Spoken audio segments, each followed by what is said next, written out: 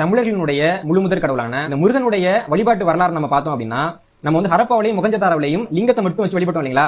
அந்த லிங்கத்துக்கு கந்து அப்படின்னு பேர். அந்த லிங்கத்துடைய நடுப்பகுதி மட்டும் இருக்கும். அந்த கந்து அப்படிங்கிற சொல்லில் இருந்து வந்த சொல் தான் கந்தன் அப்படிங்கிற சொல். அது மொத்தம் சுமார் 5000 6000 ஆண்டுகளுக்கு முன்பே தமிழர்கள் வழிபட்டக்கூடிய ஒரு கடவுளாக இருந்தவர். அந்த வேதங்கள் காட்டக்கூடிய கடவுள் பார்த்தோம்னா அவர் வந்து சுப்பிரமணியன்.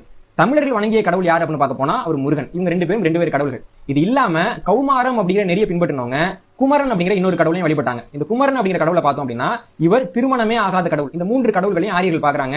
ஆரியர்கள் என்ன பண்றாங்க அப்படின்னா, வேதத்துல வரக்கூடிய சுப்பிரமணியன் அப்படிங்கிற கடவுள் தான் தமிழர் கடவுளான முருகன், அதே கடவுள் தான் குமரன் அப்படின்னு இந்த மூன்று கடவுள்களையும் ஒரே கடவுளா உள்ள கொண்டு வராங்க. இதுல என்ன சிக்கல் அப்படின்னா, முருகனுடைய மனைவி யார் அப்படின்னு பார்க்க போனா வள்ளி. அதே மாதிரி சுப்பிரமணியனுடைய மனைவி யார் அப்படின்னு பார்க்க போனா தெய்வானை.